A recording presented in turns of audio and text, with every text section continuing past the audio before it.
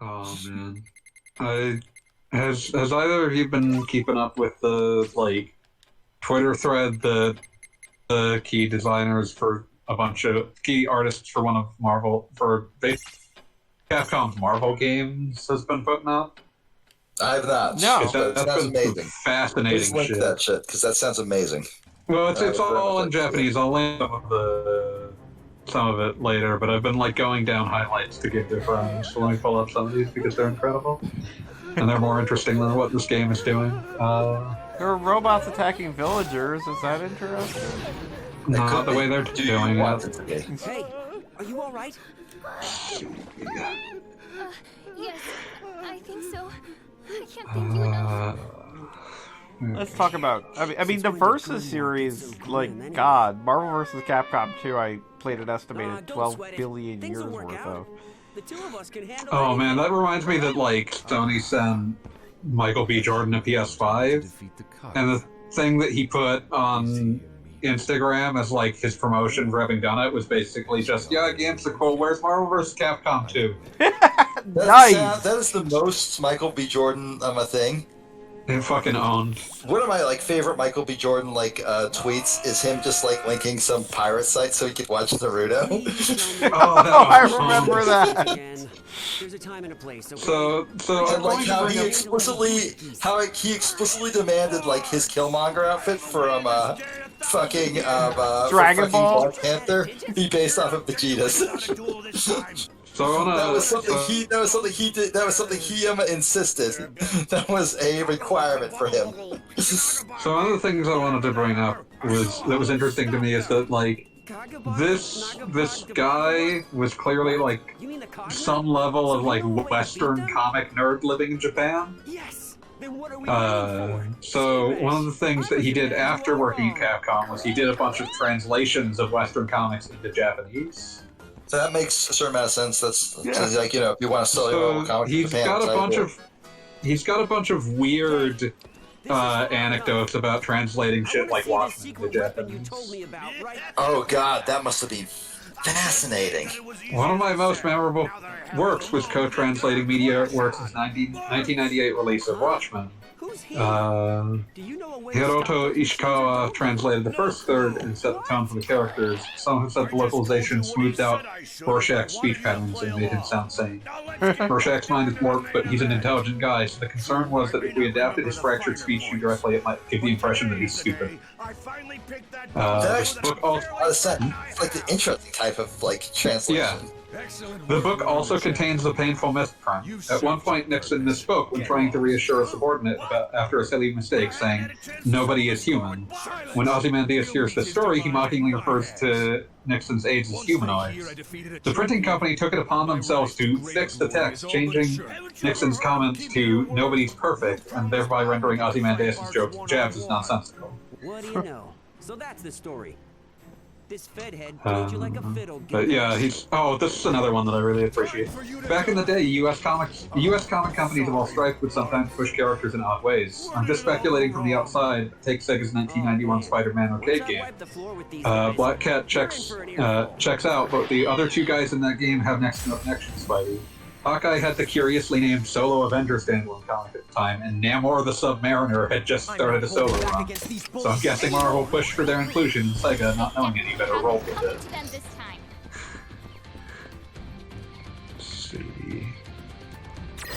I mean, that kind of explains that, because that game was always confusing, where it was kind of like, why is Namor here again? Yeah, it's very strange. Why wouldn't Namor be there? It's Marvel Aquaman. There were like Imperious Rex. Let's do this thing. This is a big one that will probably engender some sadness. There were two characters proposed for Marvel vs. Capcom that were nixed by the team lead Tomita. Number one was Howard the Duck. Oh my god! Oh god, that is beautiful. He's from a dimension where ducks evolve. One of the other things that's funny about this Twitter thread is he's doing it in Japanese, so he has to explain who the fuck all of these characters are every time he mentions one. That makes sense. Japanese readers don't necessarily know who the fuck Howard the Duck is. As someone who's got a Howard the Duck action figure no. literally within arm's distance, I am very upset at that. Well, pick it up and then turn on your webcam and put a feed of it on OBS so we can all see it and enjoy it together.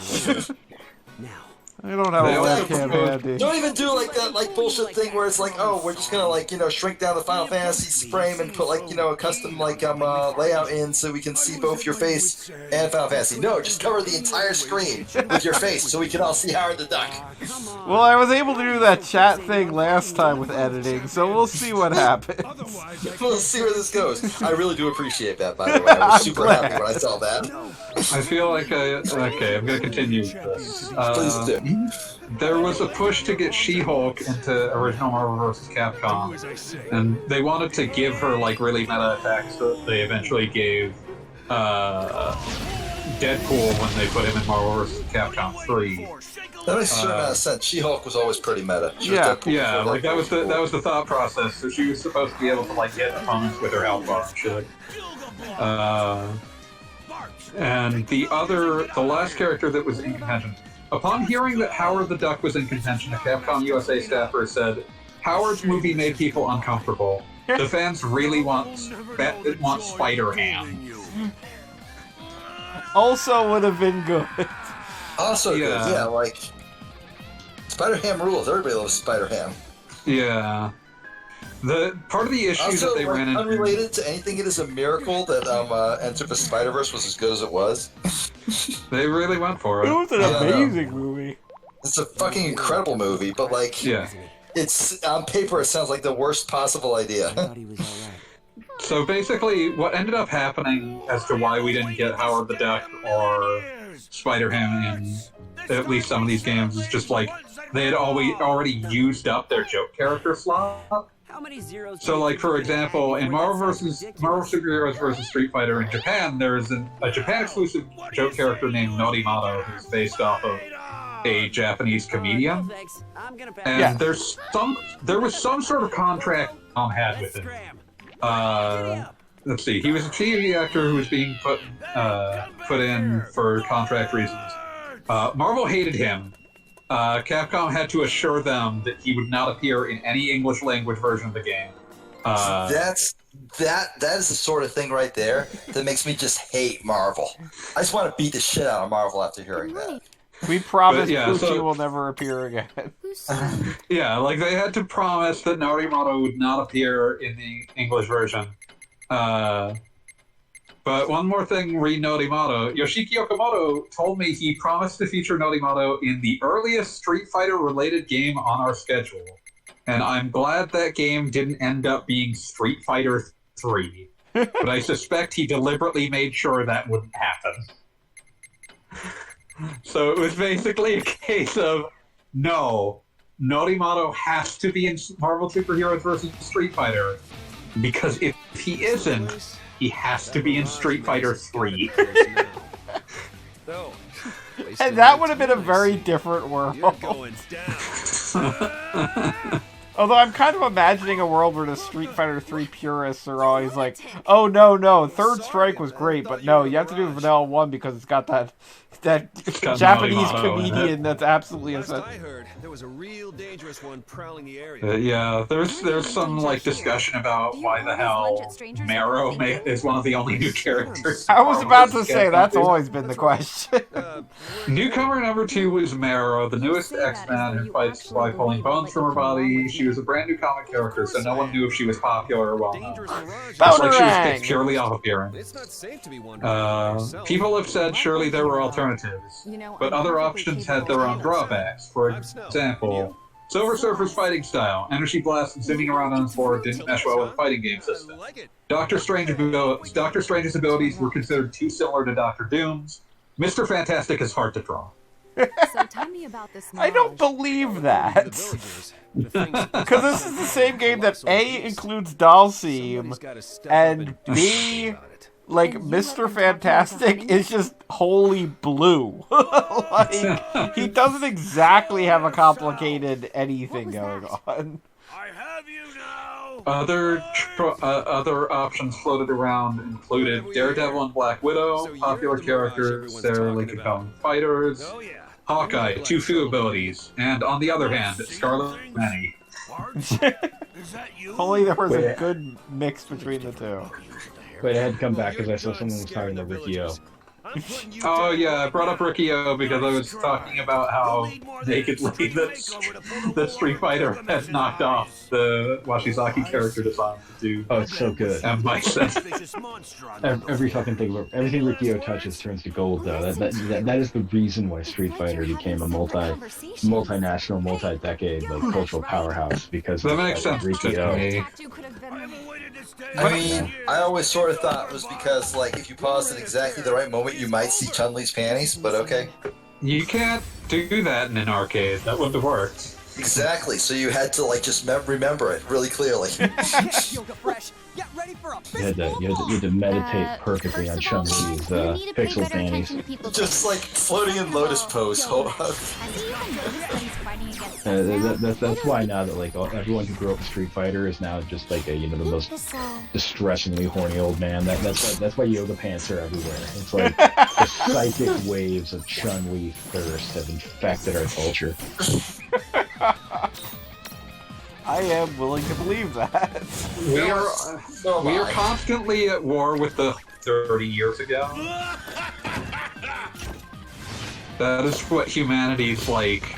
That has been humanity's war since the beginning of popular culture. Since the beginning of time, really. Like, the very first caveman, when he turned 30, which would have been, like, a rare feat, because, like, life expectancy was 25 back then. The very It was just first him cave looking old back on man. himself going, oh, God, was that me back in the day? Jesus, that's awful. Ugh. Did I really Did I make really that cave paint that on etching? the side of my cave? That shit sucks. It's so cringe, man. And he didn't even have language. That's what happens to Mirage. We must contemplate and come to grips with the horny event of antiquity. Yeah, that's it. You know, you have to make peace. Well, first you have to slay. First you have to slay the horny of your forefathers, and then you have to make peace with it. I'm imagining, like, the first caveman who got old enough to, like, get past that point in his life. Mm-hmm. Just, like, thinking, oh, man, did I really, like, bring those rocks back to my cave because I thought they looked like boobs? God, that's just embarrassing. Oh no! Why No, did I oh, make no, this is terrible. mixtape? It was like I took a stick, I burned the edge, I put charcoal drawings of the great big booty on the wall of my cave, and this is my eternal shame. That's not as noble a pursuit as anyone. That's why cave paintings are so rare. Most of them, like, just deleted it as soon as they got old enough to go, oh, no, I I don't just want went to and be a scraped it all off. He's like, yeah, he's like dying, he's laying there, and like his family, you know, his mourning family are like gathering, like, I don't know, flowers and seashells and shit to bury him with. He's like, please, the crude vaginas that cover our cave walls, rub them out of my death. They're like, Papa, no. It's the prehistoric version of delete my browser history. Is this going to be the last episode of Primal? No, I have seen the current last episode of Primal, and it is not that. It is really good. Though.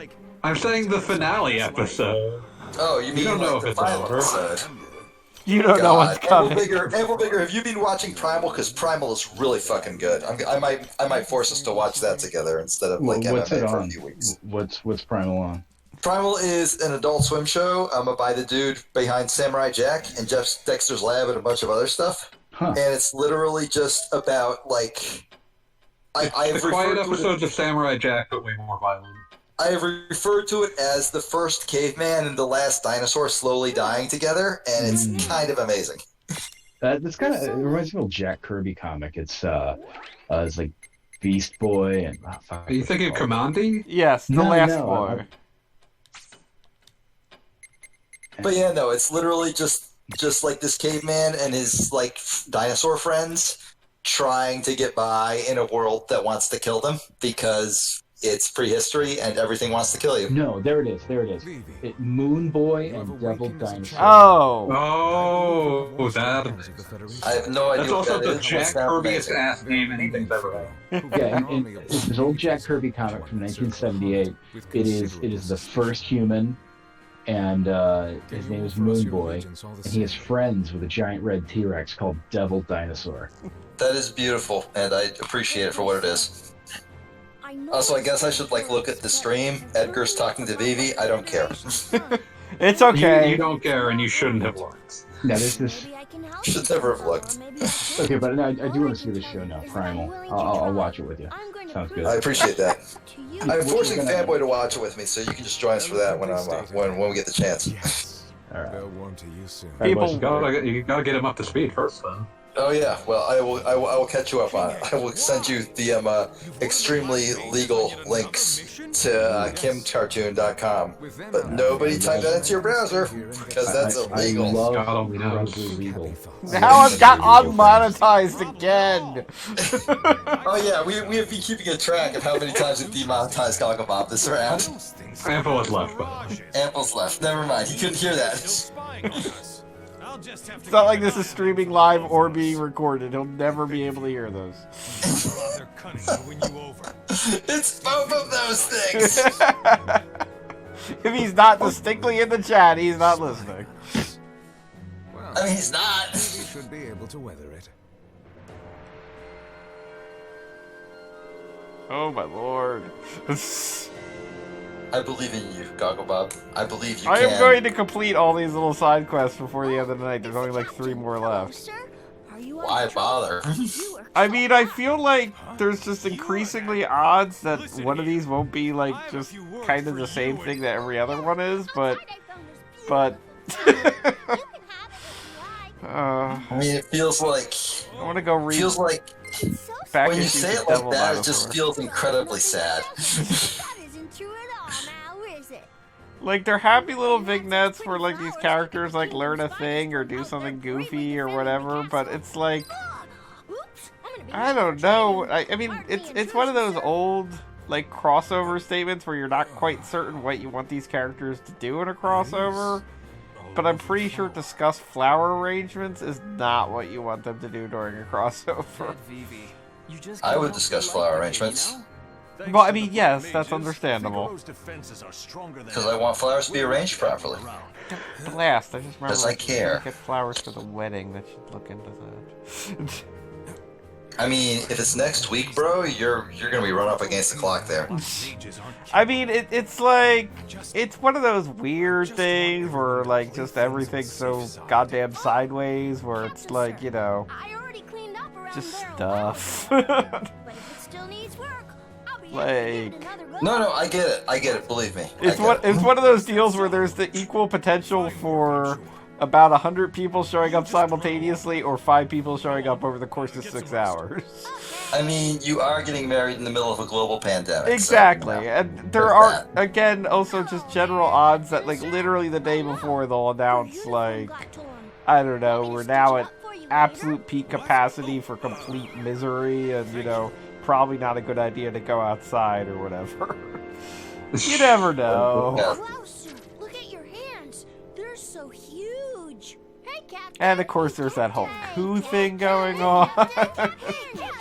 Oh yeah. Let's not talk about that. The president's a fucking racist. yeah, let's move on.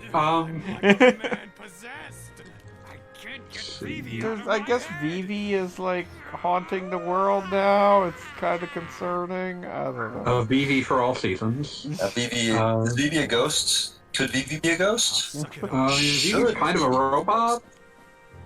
Golem? Yeah. A golem is just a magic robot. A golem is literally that's literally what a golem is, actually. There's no other description for a golem. But I don't like these guard outfits. I'm like trying to trace out what that look is supposed to be calling back to. It's called We Don't Feel Like Modeling That Many Unique Heads, so please enjoy this helmet that doesn't make any physical sense. This helmet that looks like a KFC bucket. Well, I mean, they kind of have to be buckets. I mean, look at their heads. That's the best kind of bucket. Needs more bucket head. But you need to learn to trust these. Hey, fanboy. Yeah. I'm Mr. Bucket. You both up out of my mouth, Mr. Bucket. It is amazing to me that the words "you put your balls in my mouth" is not actually a part of the Mr. Bucket song. But it's already implied by the phrase "your balls pop out of my mouth." Yes, exactly. Nobody in the world remembers Mr. Bucket as anything other than "I'm Mr. Bucket, you put your balls in my mouth." Buckets of fun.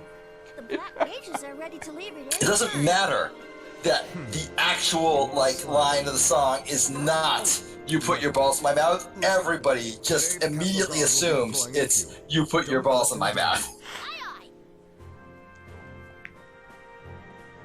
Why?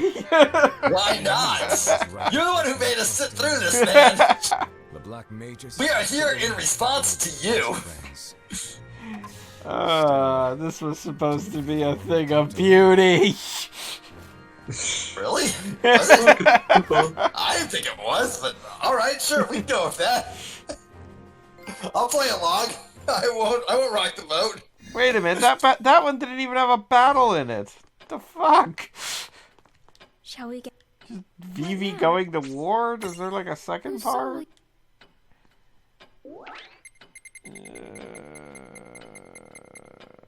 No? You just get a remedy plus?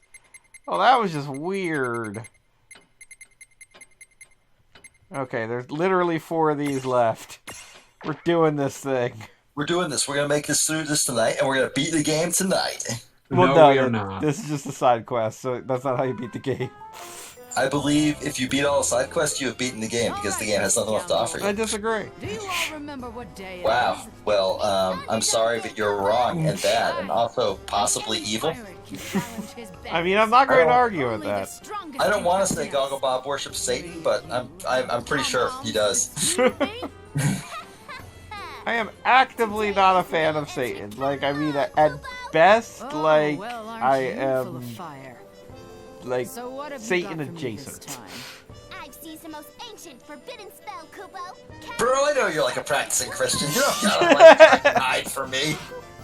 It's cool, I'm one too. But, dude, there's the entirety of my religion and a belief in Christ the Savior. But on the other hand, there is Charlie Daniels' seminal "Devil Went Down to Georgia," which and ignoring everything else about Charlie Daniels forever. Exactly.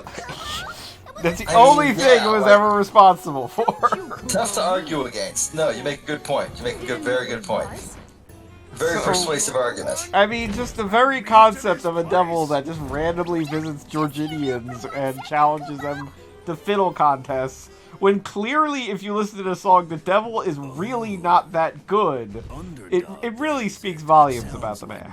I think one of my favorite like dumb Futurama jokes is still like the idea that like you can challenge the robot devil for the soul of someone, but if you lose, as long as it's not your own soul you're challenging for, he doesn't really have something. You'll only the only punishment is instead of a giant gold fiddle, you'll get a smaller silver fiddle. So I guess I'll kill. You. You. Whatever. You'll only get a smaller silver fiddle. That's like one of my favorite Futurama jokes, where they're challenged by the Universal Globetrotters. Oh yeah, there are no consequences. Yeah, nothing. Absolutely nothing. Except the shame of defeat. If you listen to the commentary for that, apparently Fox... That was like a mandate. Yeah, like, Fox gave them the note that alien invasions and more stakes. Yeah, there should be more stakes, and they just immediately come back with an episode. Nothing. Absolutely nothing. Which is like... The thing is Oh, go ahead. They do the thing that they said, they're just not the same thing. There's an alien invasion with no stakes, and then there's the thing that they did to repel the no-stakes alien invasion that Yeah. almost destroyed the universe. Breaks all of time.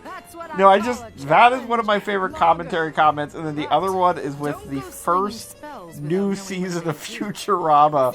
Apparently, Matt Groening said to the writer's room, I know we're on cable now, and we can do whatever we want, but just keep it clean or whatever, guys. Like, you know, we still have They did standards. not do that. He left the room and then came back, and they had come up with the goat that only vomits and shits out of both sides.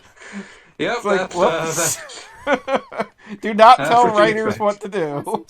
Writers absolutely hate being told what to do. That's like one of the few that's one of the few constants in our reality. I think I've ranted about this before, and I'm gonna rant about it again. One of the things that, like, I feel like would be the most comfortable job in the world is writing for children's cartoon between 1970 and 1989. Yes, this has come up before, but You I can- agree. Because you can just put anything in. It doesn't matter. No one gives a shit. You could be... Who even knows what you're working through, obviously, on the page? Oh, yeah. Dude, there are... I had it brought to my attention that there are just random, like, Super Mario Brothers Super shows that apparently just activated, like, cavalcades of fetishes in children. That's most, like, children's cartoons from that era. They're all just like, oh, this is where I developed that. Oh, thanks. Yeah. That's literally the entire run of Totally Spies. Oh, There yeah. was still, Well, like, the cottage no, industry in doing that. totally, theory off, but- totally Spies, like... Totally Spies is just a fetish show. I We have need to said admit this- that to ourselves. I have said this before. If I had, like, infinity time, the absolute first thing I would do would be to just go through each episode of Totally Spies and just psychoanalyze what the hell is going on in this episode. That show But- absolutely knows what it's doing, and it's working through some stuff. Yeah, no, it has some problems. well, at some point you go away from working through and end up in wallowing in. But, Yeah, like, no, it is inside its own disease at a certain point. but yeah, like, it's certainly, like, this was still possible up through the early aughts at the very least. But I'm just saying that, like, from 1970 to 1989, you wouldn't even get a question about it. It's just like, whatever, man. You got a script in. It was 22 minutes. Who gives a shit? It did exactly the one thing we wanted it to do, which was nothing. It was not obviously offensive enough to get us taken off the air. I'm reminded of the 1-900 Hot Dogs article, I believe by Robert Brockway. It wasn't the Scene Baby one. Sean Baby. Yeah. Sorry. Where he described the episode of Masters of the Universe featuring, I shit you not, Fisto.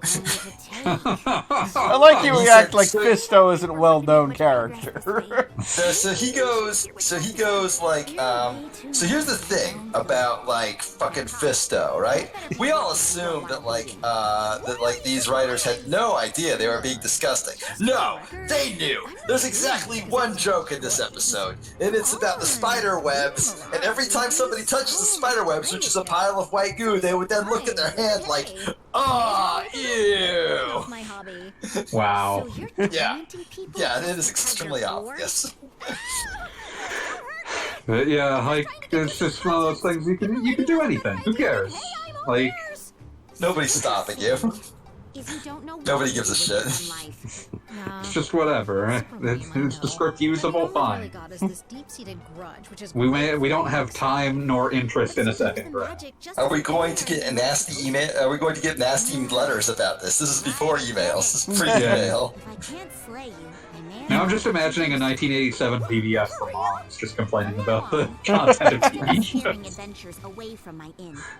I mean, you gotta figure there were any number of parents watching this with their kids and being like, huh. Wait a second. Questionable. Most of them were like, haha, I got that one. Yeah. Famously, Animaniacs would go on to make that their primary audience. Yeah, obviously, God. Literally the only reason Animaniacs exists. Every time I look back at it, it's just like, who is this for?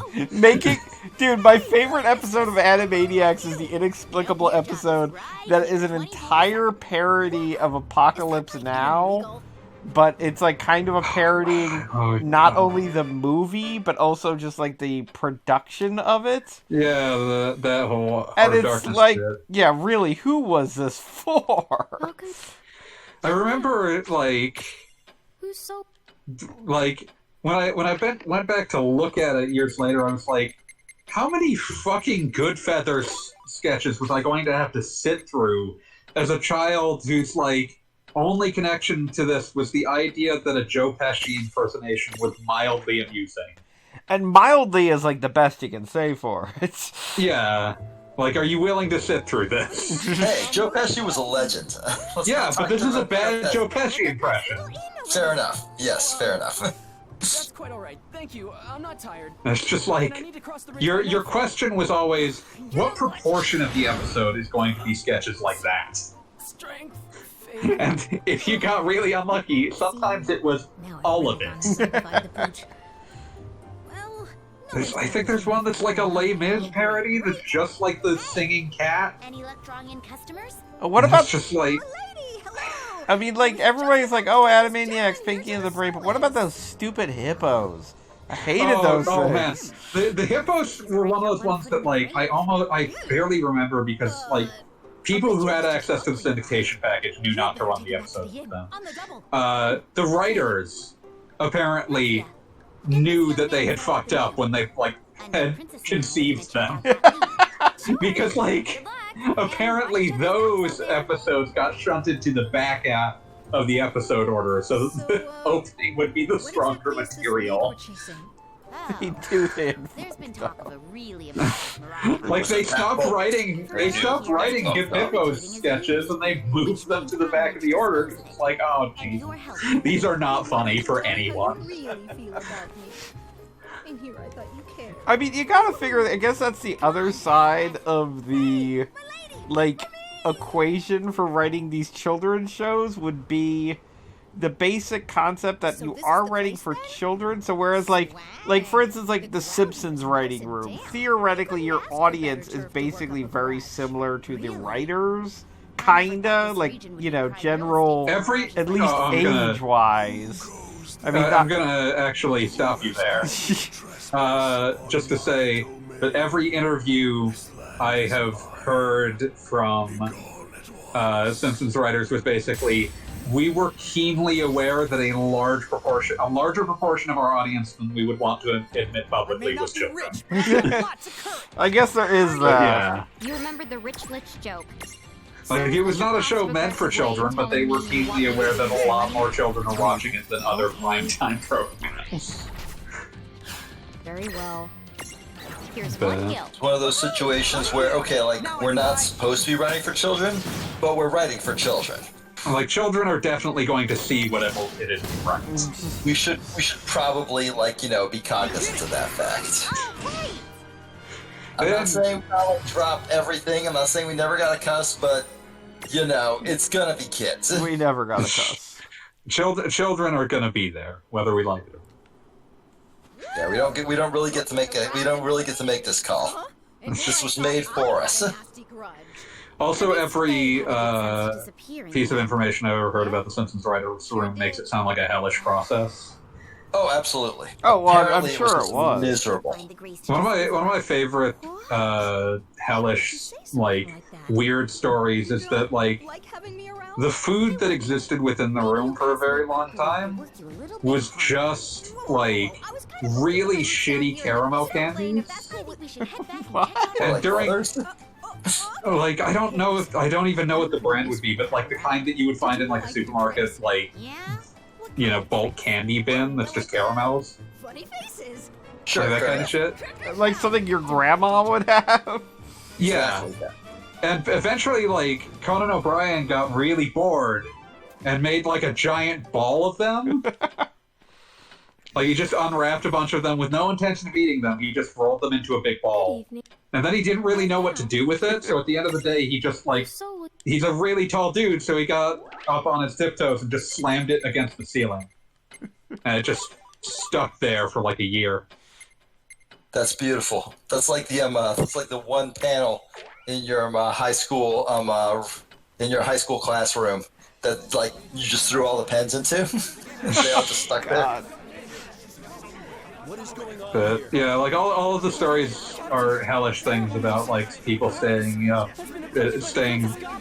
that writer's room until like midnight to come up with like joke names for whatever new character had to be introduced that episode. Oh yeah, well I like that they point out like there was the one episode where they kind of show like a cutaway of the Simpsons house where there's like bones in it, and they pointed out how much they hated that because then every time they did a pan, they knew they had to come up with another stupid joke for what would be in the like the ground around the Simpsons. Like when it's doing a pan up to the house from underground. Yeah, and you see like like an ENIAC computer buried or something like that. Yeah, just like weird shit under their house.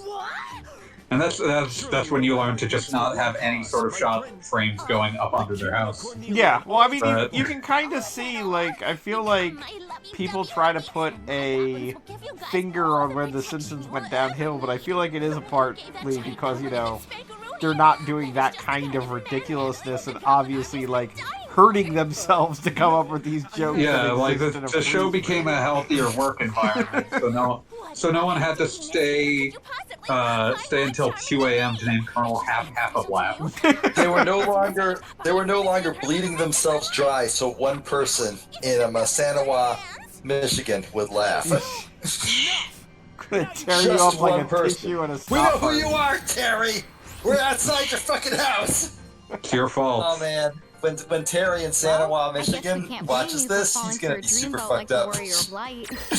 But maybe you'd And he's gonna be like, oh, but I saw what they How did. about it? I've got no room for Yeah, yeah, let that knowledge comfort you, Terry. It's the last comforting thing you'll know. Okay, well that's more concerning. To me, as a non-Terry. I'm just saying, Terry knows what he did. Did he?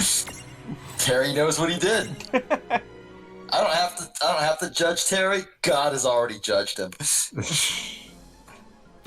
Princess Goblin. It's I like, over. by the way, in the actual game here that I'm playing, that we've been playing for hours, I'm doing I don't these believe things, like, backwards, so, like, I literally just use the fight command once and the battle is over.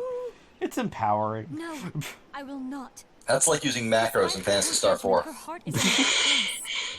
I love that Phantasy Star 4 not only had macros, but they called them explicitly macros. It's like you were learning programming shit when you were 12. Not to say no stupid gambits here. Now, if you genuinely wish to protect me, put your sword away. Oh, this is FF1 characters. Who gives a shit? I kind of like this Goblin Princess. She has, like, scissors on her head. Wait, I mean, at we got least she's more Edward visually Scissorhands? interesting than these two. I've had like the screen minimized for like the last hour. She does have scissors on her head, huh? Weird. Edward with her At head. least this character is crying above water. I mean, that just makes it boring.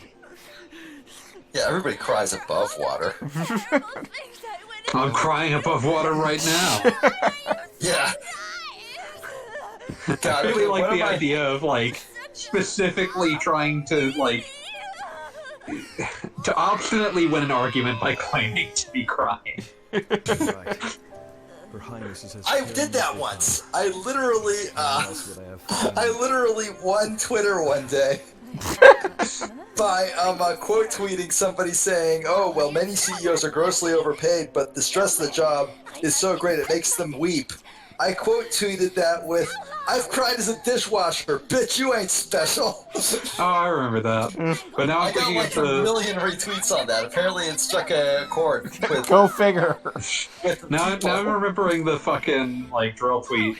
See this watch? I got it by crying. My car, crying. My beautiful wife, crying. My perfect teeth, crying. Now get the fuck out of my office. That is really fucking good.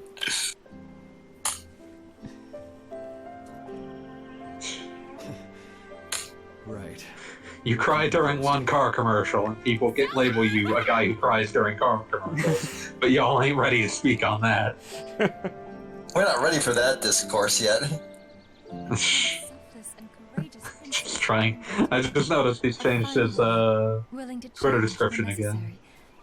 Just trying to make my Twitter description. It's a wonderful thing. Just trying to make my posts good while smoking. I will always be there to assist you. That is good. I am beginning to see I am in good hands. If you like this video of a monkey eating M&Ms, you will certainly enjoy this video of a lizard tearing up a rat with its mouth. Mirages might lie just around the bend. I trust I thought about you when I read that one. I feel like that's not. I feel like that's not a one-to-one. I suggest you stay as close to me as possible. None of the characters in Star Wars should show their penis. That's not what movie fans want to see. Not in the spirit of Star Wars to do that. We need to adopt a strict no more abductions rule. Never again. He says the things that we're all thinking. Is he really? Well, I don't know what you're thinking. I'm thinking. I'm not thinking. I would pay a group of scientists $1 million to fool a man into believing in Santa until the age of 80. Let's get it done.